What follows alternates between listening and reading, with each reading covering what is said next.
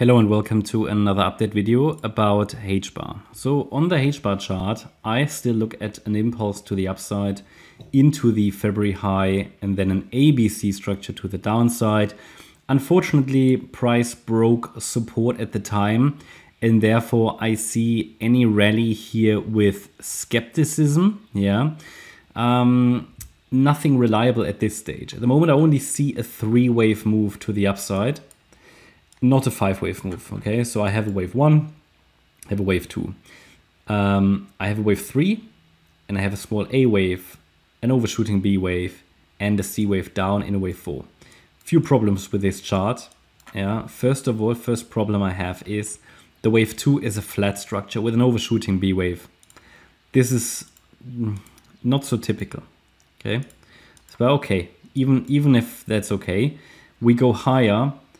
Third wave is fine, but the wave 4 also has an overshooting B wave. And typically when the wave 2 is a flat, the wave 4 shouldn't be a flat structure.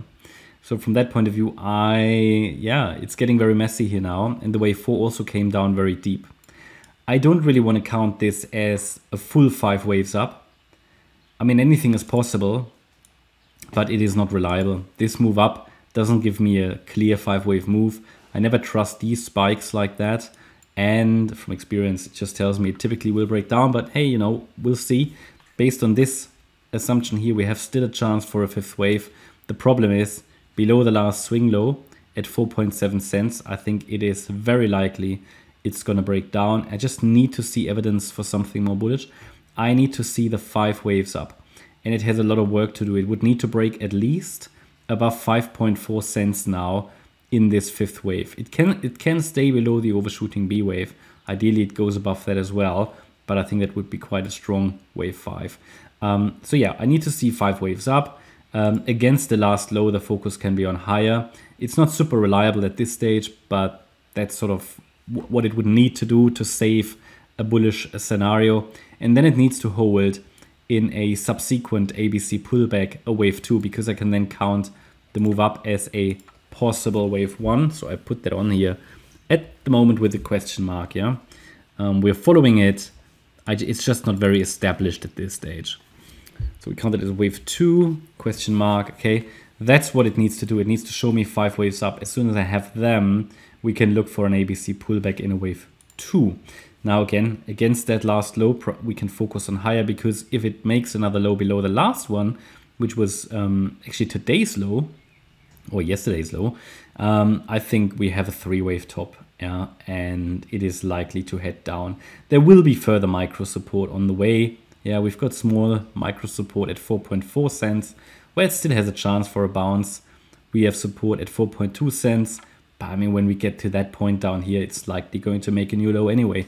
Anything is possible, really. We look for reliable structures, reliable setups. This is at the moment not reliable until I see 5 waves up. And when it gets this 5th wave, again, it needs to go above 5.4 cents. Then we can call it a wave 1 and calculate support for the wave 2, which is typically going to be between the 50% retracement and the 78.6 retracement. I can't really calculate it at this stage. It depends on how high does the wave 5 really go. And I mean, we can calculate a possible target for the 5th wave, but we need to see it. Okay, target wise, we take the length of waves 1 to 3 and then go to the low of the current wave 4. And the wave 4 is already so deep, really, I don't want it to go any lower than that. Target wise, we're looking for the 61.8 extension here is one key level at 5.6 cents. That's certainly one I would pay attention to on the way up. That's my update about HBAR. Hope you liked the update. If you did, please hit the like button, leave a comment and subscribe. And if you really like the content, then please check out the channel membership. Thanks a lot for watching. Bye-bye.